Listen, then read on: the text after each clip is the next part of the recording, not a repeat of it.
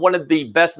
He's a writer, writes for like 5 different government and military publications. One of my favorite people to bounce ideas off.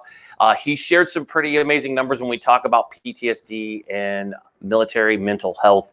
He's the guy I go to for those answers. So welcome to the point, my good bud, Wes O'Donnell. Yeah, thank you, Eric. Thanks for having me. I'm glad you and I dressed alike today. I mean, we did, yeah. We're twinkies here. We're twinsy. I like it. We're twinsy. It's twinsy day here. Yeah. So it's good to have you here, bud. I know you have a new movie, or you're working on your documentary, right? Talking about these great Vietnam veterans and those stories. So let's lead with that. I love recognizing the Vietnam veterans. You know, you and I both served, and everybody that we have on the show that has served, we all served, obviously, after Vietnam. So, we were raised hearing these stories of, some of our parents coming back, our uncles, our loved ones, stories of wearing your uniform in the airport and getting spit on, which always, to me at this stage, I was like, I welcome you to spit on me in my uniform because I would have decked you. So that's just my opinion. So let's talk about your movie, because this is amazing you're putting this together. Yeah, thanks. So it's called Cry Havoc, and we've spent the last year shooting B-roll. And so we're ramping up to actually interview our 3 Vietnam veterans coming up this summer. And what if I told you that 50 years ago, thousands of American veterans were unwelcome in their own country? And I think it's such a crazy idea to us, to we post 9/11 veterans, because we're put up on this pedestal. And the Vietnam folks, examining how they were treated when they returned home, getting those stories out in the open. I think America is finally ready to face the way we treated our Vietnam heroes. 10% of the baby boomer generation went to Vietnam.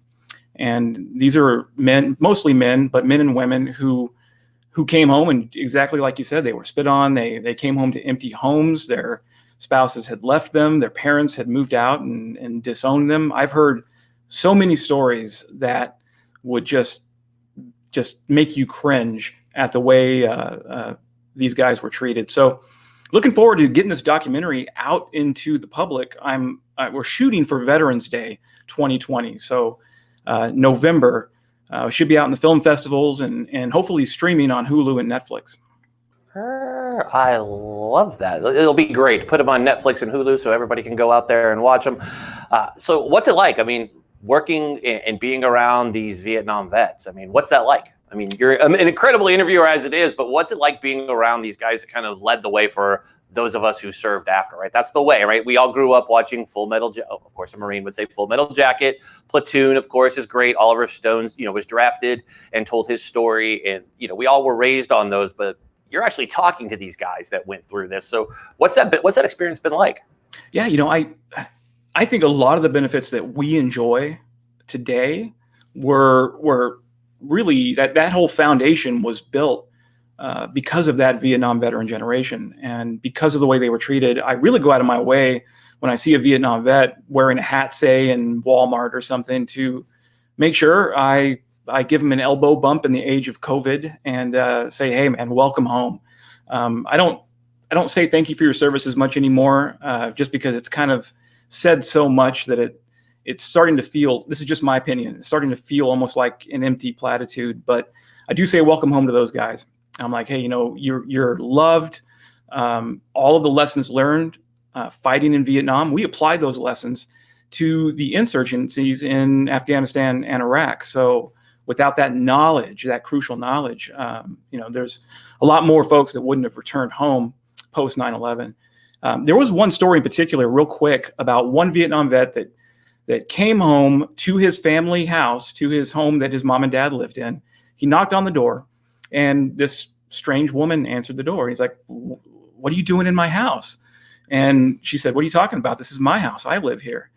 Come to find out, in the year he was deployed to Vietnam, his parents had moved out and didn't want anything to do with him because they had heard all the baby killer nonsense on the news, all the anti-war stuff. So he came home homeless, essentially. And these are the types of stories that I'm trying to drill down to. Whew.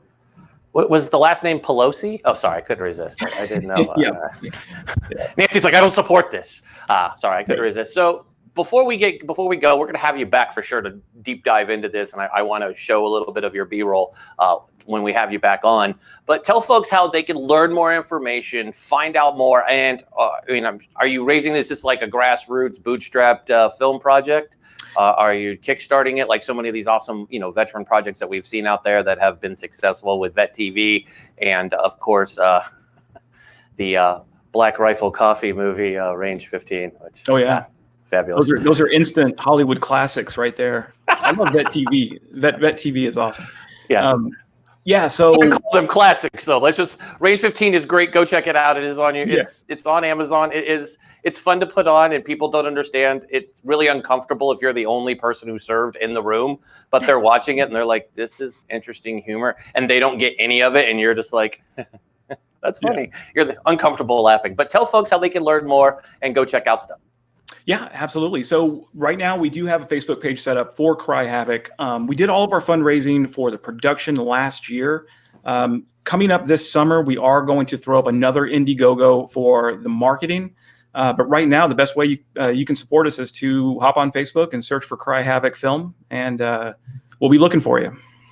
Outstanding. Well, thank you, Wes, for joining us. Apologize for the technical difficulties, and we can't wait to have you back on. And remember, folks, go check out Cry Havoc on Facebook, the Cry Havoc Film. Go check that out, see how you could support it, and go check out Wes. He has some amazing posts. We didn't even get into half your articles. I want to have you back as soon as we can to jump into your numbers. Your article still resonates with me. I think you wrote that like 2 years ago with the numbers of, I know everybody is fixated by the number 22 which isn't even good, that people are like, oh, it's only 22 a day. I actually heard someone say that. And I was like, only. It's nice that you just relegate 22 a day as only. But obviously, you've shared an interesting article. We'll share it in this thread afterwards, and I'll make sure when we put this in YouTube that it is shared. Your article brought some light that those numbers are definitely wrong. So we'll have you back on. We'll tease that for now and bring you back on. So thank you very much for joining us today. Yeah, thanks, Eric. Appreciate it. Thank you.